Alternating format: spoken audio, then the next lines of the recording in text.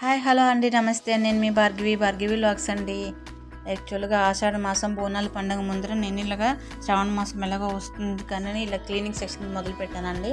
So ఈ rate uploading చేస్తున్నాను video, ఎందుకంటే శ్రావణ మాసం కోసం సంబంధించింది కూడా ఇంట్లో ఉంది కాబట్టి సో అన్నీ కలిపి ఒకటేసారి ఎడిట్ చేసి పెడుతున్నాను అనమాట. సో ఫస్ట్ ట్రిప్ అన్నీ ఇలాగ సామాన్లు అన్నీ తోమడం అయిపోయింది. చూడడానికి ఇన్నిలా కనిపిస్తుంది కానీ నేను కప్పులు చిన్న చిన్న షెల్ఫ్లో పెట్టేస్తే మొత్తం కలిపి తిప్పి కొడితే ఒక 2-3 సెల్ఫ్లు కూడా ఉండవండి. కప్పులు మూతలు చిన్న చిన్నగా అవన్నీ ఉండడం వల్ల అలా విడివిడిగా ఆరాలని పెట్టాను కాబట్టి నీకు హెవీలాగా అనిపిస్తుంది. ఇది వచ్చి సెకండ్ ట్రిప్ అండి, వాష్ చేయడం అయింది. సో ఇవన్నీ ఒక సెకండ్ ట్రిప్ వాష్ చేసి పెట్టుకుంటున్నాను. ముందుగానే శ్రావణ మాసం ముందరే నీట్గా వాష్ చేసుకొని అన్నీ నీట్గా కటన్స్ అన్నీ ఉతుక్కోవడం, బెడ్షీట్లు ఉతుక్కోవడం, బట్టలన్నీ ఉతుక్కోవడం, ఇల్లంతా సాఫ్ట్ చేసుకోవడం, గడప ముగ్గులు వేసుకోవడం ఇవన్నీ చేసుకుంటాం కదా మన ప్రతి ఆడవాళ్ళం అందరం. ప్రతి ఇంట్లో వాళ్ళు, ప్రతి యూట్యూబర్లు, ఇప్పుడున్న ఆడవాళ్ళు కానీ, ఇది ఇంట్లో ఛానల్ ఉన్న వాళ్ళు కానీ లేని వాళ్ళు కానీ అందరూ చేసుకున్నది ఇదే కదా.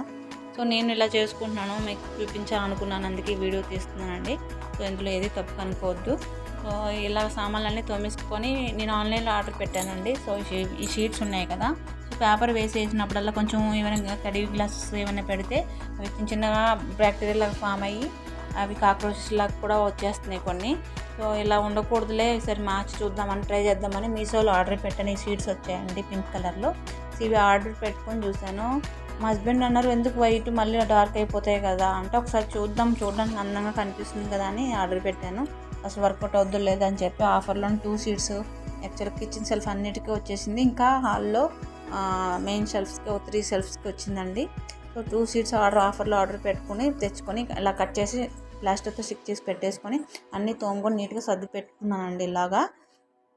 సో బేసిక్గా మనము ఏ శ్రావణ మాసంలో ఎప్పుడైనా కానీ ప్రతి ఒక్కరం ఏంటంటే అన్నీ నీట్గా ఇంట్లో ఇంత దుమ్ము ధూళి ఏమీ ఉండకూడదు, పట్టు తులుపుకోవడం అంటారు, అన్నీ నీట్గా పెట్టుకోవడం, వాష్ చేసుకుంటూ ఉండాలి. ఎందుకంటే ఈ శ్రావణ మాసంలో విష్ణుమూర్తి, లక్ష్మీదేవి సహా 3 దేవతలు కూడా భూలోక సంచారం చేస్తారని, అలాగే ముక్కోటి దేవతలు కూడా ఆశీర్వదిస్తారని, ఇంటి ముందర ముగ్గులు ఉండాలి, అలాగే ఇంటికి కడపకి పసుపు బొట్లు ఉండాలి, అలాగే ఇంట్లో దీపాలు ఉండాలి. ఆడవాళ్ళు చేతి నిండా గాజులు వేసుకుని, బొట్లు పెట్టుకొని, కళ్ళకు కాటుకు పెట్టుకొని, కాళ్ళకు పట్టీలు పెట్టుకొని, ఇలా కాళ్ళకు పసుపు పెట్టుకొని చక్కగా ఉండాలని అనుకుంటారు కదా. సో నేను మిగిలిన టైంలో ఎలా పాటిస్తున్నాను పక్కన పెడితే శ్రావణ మాసం, కార్తీక మాసం సిన్సియర్గా స్ట్రిక్ట్గా ఫాలో అవుతానండి. బట్ బయట ఏ ఫుడ్, నాన్ వెజ్ ఇలాంటివి ఏమీ తినను. బయట ఫుడ్ అసలుకి ఏవి తినను. అలాగే 1 మంత్ వరకు మా హస్బెండ్ నేను ఇద్దరం కలిసి ఇలాగే ఉంటామండి. అసలు నాన్ వెజ్ అనమాట. ఆయన అంటే తప్పదు, బయట ఫుడ్ తినక తప్పదు కాబట్టి బయట నార్మల్ ఫుడ్ తింటారు, ఓన్లీ వెజ్ తింటారు. బట్ నేనైతే బయట ఫుడ్ కూడా ఏది తిని ఇంట్లోనే ఏది మాకు కుదిరితే అలాగా, అఫ్కోర్స్ హెల్త్ బాగాలేకపోయినా కూడా ఇంట్లో ఫుడ్ తినాల్సిన పరిస్థితి ఉంటుంది, తింటాను. ఎప్పటి నుంచో ఉంది, మొదటి నుంచే ఉంది, ఇవ్వడం కొత్తగా అనుకుంది కాదు. నా పెళ్ళైన దగ్గర నుంచి ఇది ఫాలో అవుతూనే ఉన్నాను అనమాట. అఫ్కోర్స్ బిఫోర్ మ్యారేజ్ హాస్టల్ ఉన్నప్పుడు కూడా మ్యాక్సిమం హాస్టల్ ఫుడ్లు కూడా నేను ఏం తినకపోయి ఆ శ్రావణ మాసం అంతా ఓన్లీ వెజ్ తినేదాన్ని. సో అక్కడి నుంచి కూడా నాకు అలవాటే కాబట్టి మా అక్కతో కలిసి మేము పూజ చేసుకున్న రోజులు కూడా గుర్తున్నాయి నాకు ఇంకా.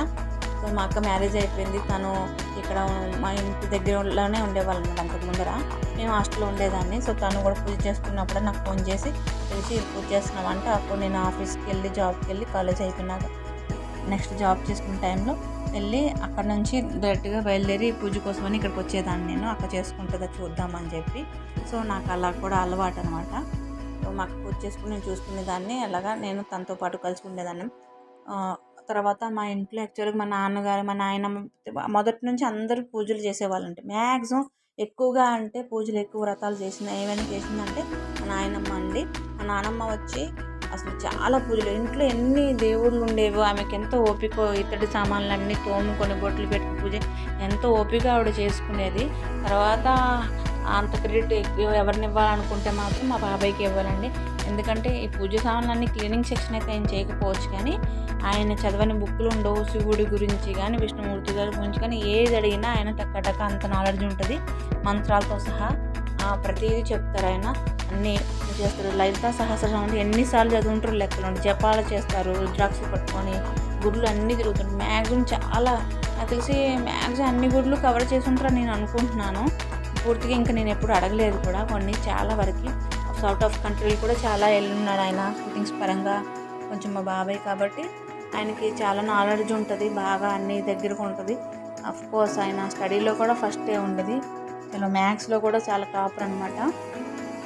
ఆయన ఎక్కువ పూజలు గీజులు ఎప్పుడు చూసినా కూడా నామాలు పెట్టేసుకొని జపాలు చేసుకుంటూ పొద్దున్న లేచి అన్ని బుక్కులు అన్ని వ్రతాలు చేసి మాకు అలాగ అలవాటు అయిపోయింది. ఇంక నాయనమ్మ మా బాబాయ్ అండ్ మా అమ్మతో అలా మా అక్కకి నాకు అలా అలవాటు అయిపోయింది. ఎప్పుడు పూజలు పునస్కారాలు గుడ్లు గోపురాలు ఇది కాకపోతే వేరే ధ్యాస ఉండదు మాకు. అందుకని అలాగని పర్ఫెక్ట్గా అన్నీ చేసేస్తామని చెప్పలేము, కానీ వాళ్ళంత బాగా చేసేస్తాం, కానీ ఉన్నంత వరకు బాగా చేసుకుంటామండి ఇది పూజలు ఇది. సో నేనైతే భయంతో కూడిన భక్తితో చేస్తాను. నాకు దేవుడు అంటే భయం ఉందండి, దాంతోపాటు భక్తి కూడా చాలా ఉంటుంది. సో అందుకనే నేను భక్తితో తెలిసింది చేసుకుంటూ ఉంటాను. ఇలాగ నేను దేవుడి సామాన్లన్నీ సర్దుకుంటున్నప్పుడు ఇలాగ ధూపం ఫస్ట్ వెలిగించుకుంటానండి. ఎందుకంటే దేవుడు అప్పటి వరకు సర్దుకుంటున్నాం కదా, ధూప దీపాలు లేట్ అయిపోతుందేమో, అంతవరకు దీపం వేసుకొని తుడుచుకొని నీట్గా పెట్టుకుంటే నాకు ఒక పాజిటివ్ వైబ్రేషన్ ఉంటుంది. లేదంటే ఏదో డల్గా ఏదో నార్మల్ తుడవాలనే ఫీలింగ్ లాగా రాకూడదని, ఆ ఫీల్ నాకు టోటల్ బాడీలో అలా వచ్చేసేయాలి అనిపించేసి నేను ధూపం వెలిగించుకుని నీట్గా తుడుచుకొని పెట్టుకుంటూ ఉంటాను బొట్లన్నీ. సో మా కులదైవం సింహాచలం స్వామిది మొన్న వెళ్ళాం వైజాగ్. సో ఆ దేవుడిది ఎప్పుడు ఇన్ని సంవత్సరాలు నాకు లేదు, కొత్త ఫోటో తెచ్చుకుని నీట్గా పెట్టుకున్నాను. ఇది మా దేవుడి సెల్ఫ్ అండి. సో ఇది కూడా నీట్గా తుడిచి ఇలా అంటే ముందు రోజే ప్రిపరేషన్, వరలక్ష్మి వ్రతానికి ముందు రోజే అన్నీ నీట్గా సర్ది పెట్టుకుంటే తర్వాత నాకు పనులు వంటలు చేయడము, దేవుడు అమ్మవారిని నిలుపుకోవడము, అన్నీ సర్దుకోవడము, అన్నీ పెట్టుకోవాలి, చాలా పని ఉంటుంది కదా. సో ఒక్కదాన్నే కాబట్టి అన్నీ చేసుకోవాలి కాబట్టి ఆల్రెడీ 4 రోజుల నుంచి పని 1 by 1 చేశాను. అతను మా హస్బెండ్ కూడా కొంచెం హెల్ప్ చేశారు. మిగతా పనులంటే వెళ్ళి బయటికి వెళ్ళి సామాన్లు తీసుకురావడం కానీ, పూజ సామాన్లు కానీ, అమ్మవారికి చీర తేవడం కానీ, అమ్మకి గాజులు కానీ, ముత్తైదులకు ఇవ్వడానికి ఐటమ్స్ కానీ ప్రతిదీ నేనే తిరగడం. 3-4 డేస్ నుంచి ఏదైనా మర్చిపోతే మళ్ళీ నెక్స్ట్ డే వెళ్ళి అన్నీ తెచ్చుకోవడం, పలానా పెడదాం పలానా ఉన్నంతలోనే నేను తృప్తిగా మంచిగా చేసుకోవాలనుకుంటున్నాను. యాక్చువల్గా 3 years నుంచి నేను ఈ పూజలు చేయలేదండి. ఒక సంవత్సరం వచ్చి లాస్ట్ ఇయర్ విలేజ్లో ఉండిపోయాను, చేయడానికి అవ్వలేదు, అక్కడ రెంట్ హౌస్ కాబట్టి.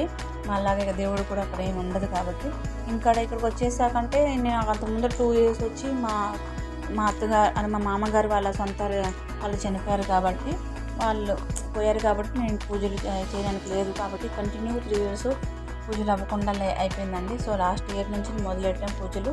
సో లాస్ట్ టైం వరలక్ష్మి వ్రతానికి నేను ఇక్కడ లేను కాబట్టి 80% ఈ సంవత్సరం ఎలాగైనా చేయాలని చెప్పేసి నాకు ఉన్నంత అమౌంట్ ఎంత ఉంటే అంత అమౌంట్ మొత్తం పూజ కోసమే ఫిక్స్ అయిపోయింది. ఎందుకంటే నేను కంపల్సరీ పూజ పెళ్ళైన దగ్గర నుంచి పెళ్ళైన సంవత్సరం నుంచి ఇప్పటి వరకు చేస్తూనే ఉంటాను. మధ్యలో 3 years గ్యాప్ అనుకుంటా అంతే, ఇంకే నాకు తెలిసి. ఈ కారణంగా నేను ఎప్పుడు ఈ సంవత్సరం ఎలాగైనా మంచిగా చేసుకోవాలని ఫిక్స్ అయిపోయాను. సో 2వ వారం నాకు చేసుకోవడానికి కుదరలేదు కాబట్టి నేను 3వ వారం ప్లాన్ చేసుకున్నాను. అందుకే లేట్గా వీడియో అప్లోడ్ అవుతుంది. సో ఈ బోనాలకి ప్రిపరేషన్ అంతా క్లీనింగ్ సెక్షన్తో పాటు వరలక్ష్మి వ్రతంది కూడా 2 మిక్స్ చేసి నేను వీడియో పెడుతున్నాను. ఇప్పుడైతే బొట్లు అయి పెట్టేది మొత్తం ఈ స్వస్తికి శ్రీ అని అందరి ఇళ్ళలో పెట్టుకుంటే మంచిది అంటారు కదా. సో ఇది సెల్ఫ్లో ఒక సైడ్ పెట్టుకుంటున్నాను అనమాట. ఇప్పుడైతే నేను ఇలాగా ఇది మాత్రం వరలక్ష్మి వ్రతం బొట్లు పెట్టి ప్రిపరేషనే ఉంది. సో ఇది ప్లాన్ చేసుకుంటాను అనమాట. ఇలా స్వస్తిక్ ఓంకారం శ్రీకారం నేను ఫోన్ ఇలా సెల్ఫ్లో పెట్టి ఈ హ్యాండ్తో స్టూల్ వేసుకుని పై హైట్ ఉంటుందండి సెల్ఫ్ వేయడం వల్ల నాకు కొంచెం కంఫర్ట్గా లేదు. అయినప్పటికీ నేను కొంచెం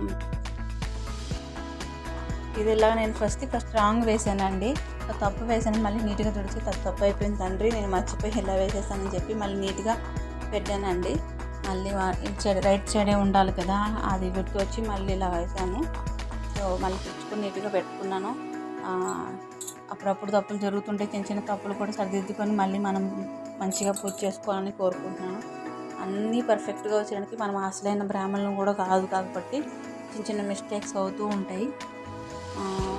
పెద్ద వాళ్ళకి అన్నీ తెలుస్తుంటాయి. మొదటి నుంచి నేను ఒక్కదాన్ని నా ఓన్గా నేను ప్రతి పూజలు చిన్నప్పుడు చేసిన గుర్తుతో పాటు కొంచెం అక్కడ ఇక్కడ కొంచెం తెలుసుకున్న పూజలు అలా నేర్చుకొని చేసుకుని అలవాటు అయిపోయింది.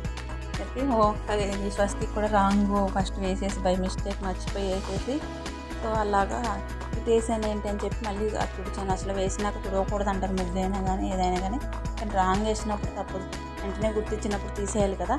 సో అందుకని తీసేసాను. ఇలా బొట్లు కుంకుమాన్ని పెట్టుకుని అలంకరించుకుంటాను అనమాట.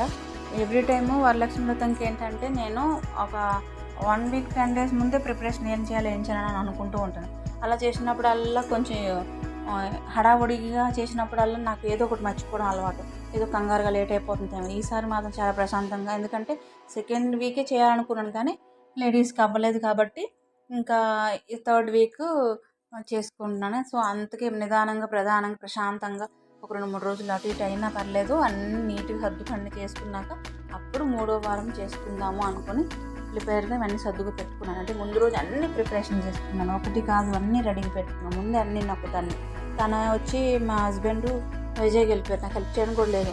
ప్రతిదీ నేనే ప్రిపరేషన్ చేసుకొని పెట్టుకోవాల్సి వచ్చింది. ఇలా ముందు గడపకి ఇలా బొట్లు పెట్టి స్వస్తిక్ ఓం శ్రీ పెడితే చాలా మంచిదని ఈ మధ్యన బాగా వింటున్నాం కదండి యూట్యూబ్లో కూడా. సో అందుకని అలా పెట్టుకున్నాను. ఇలాగ నేను ముగ్గులు పెట్టాను. నాకు బేసిక్గా ముగ్గులు ఏమి ఎక్కువ రావండి. సో ఏదైనా చిన్న చిన్న మిస్టేక్స్ ఉంటే మాత్రం క్షమించాలి. నా స్వస్తిక్ డిజైన్స్ ఇలా డబ్బాలు అవి దొరుకుతాయి, ఆ రకంగా నేను పెట్టేసుకున్నాను. సో అమ్మ పాదాలు అవన్నీ. సో చిన్న చిన్న మిస్టేక్స్ ఏమైనా ముగ్గుల దగ్గర సరిగ్గా రాకపోతే మీరు ఎవరు మరి తప్పుగా అనుకోకూడదు. ఈ తులసిమాత అంటే మేము ఇప్పుడు ఇలా అలంకరించుకుంటాము. ఈ తులసిమాత చెట్టుని ఇలా బొట్టు అమ్మవారి బొట్టులాగా పెట్టుకొని అలంకరించుకున్నాం. ఇది కూడా ప్రిపరేషన్ రేపటి కోసమే అన్నట్టు, అంటే శుక్రవారం పొద్దున్న కోసమే అన్నట్టు. ఎర్లీ మార్నింగ్ లేచి పూజలు చేసుకోవడానికి అంతా ముందే రెడీ చేసి సాయంత్రం వరకు అన్నీ రెడీ పెట్టుకున్నాను అనమాట. ఇల్లు సాఫ్ట్ చేయడం అంతా క్లీనింగ్ సెక్షన్ అంతా ఎర్లీ మార్నింగ్ ఇల్లు తుడుచుకోవడం అంతా చేసుకున్నాం. ముగ్గులు అన్నీ వేసుకోవడం ముందు రోజు అన్నీ క్లీన్ చేసుకున్నాం కాబట్టి అది మళ్ళీ ఎర్లీ మార్నింగ్ మళ్ళీ ఇల్లు తుడవడం మాఫ్ చేయడం అంతా ఉంటుందన్నమాట. అలాగే ఇంకా ప్రిపరేషన్ అంటే 3 గడపలు ఉన్నాయి మాకు. యాక్చువల్గా ఫ్రంట్ డోర్ ఒకటి ఉంది, బ్యాక్ సైడ్ కిచెన్ డోర్ ఒకటి ఉంది, ఇంకా బ్యాక్ సైడ్ అంటే పడమర వైపు చిన్న డోర్ ఉందన్నమాట. సో 3 కూడా పెట్టాలి అంటారు కదా, ఎన్ని డోర్లు ఉంటే అన్ని డోర్స్ కూడా బొట్లు పెట్టాలి, అట్లాగే పెట్టాలి, అదే మంచిది అంటారు కదా. చెడు లోనికి ప్రవేశించదు, మంచి జరుగుతుంది, అంతా దేవతలు ఇంట్లోకి ప్రవేశిస్తారు, వస్తారు, మన పూజను చూసి మనల్ని ఆశీర్వదించి వెళ్తారు అంటారు కదా. సో అందుకోసం అలా పెట్టుకున్నాను.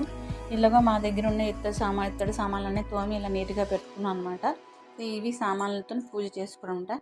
సో నెక్స్ట్ డే మార్నింగ్ అనేది పూజ దీపం అంతా అయిపోయింది. శుక్రవారం మొదట అమ్మవారిని మెయిన్ దేవుడిని పూజలు చేసేసుకొని నేను స్టవ్ వెలిగించడం మొదలెట్టాను అనమాట.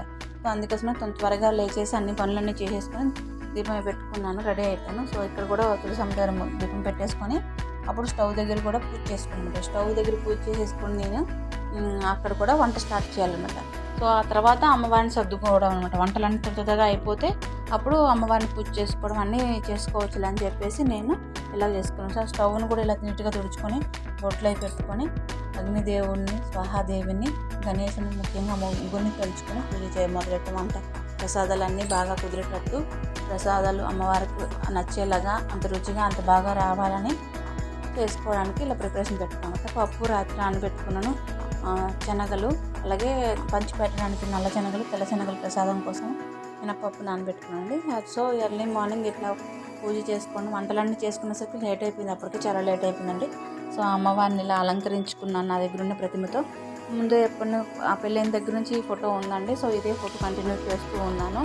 సో ఇలా కాసు తెచ్చుకున్నాం, గాజులు, కలసం పెట్టుకొని, బొట్లు పెట్టుకొని, దీపాలు పెట్టుకొని పూజ చేసుకున్నాం. సో ఆఖరికి కొబ్బరికాయ కొట్టి హారతి ఇచ్చాక వీడియో తీస్తున్నాను. పూజ చేసేటప్పుడు అన్ని అలంకరించేటప్పుడు వీడియో తీయలేదు, బికాజ్ ఎందుకంటే నాకు టైం సరిపోలేదు. ఫస్ట్ ఆఫ్ ఆల్ నాకు సెట్ చేసుకుని తోల పక్క వంట చేసుకుంటే ఇవన్నీ వీడియో చేయడానికి ఉన్నది ఒకటే ఫోన్ కాబట్టి నాకు అవ్వలేదు.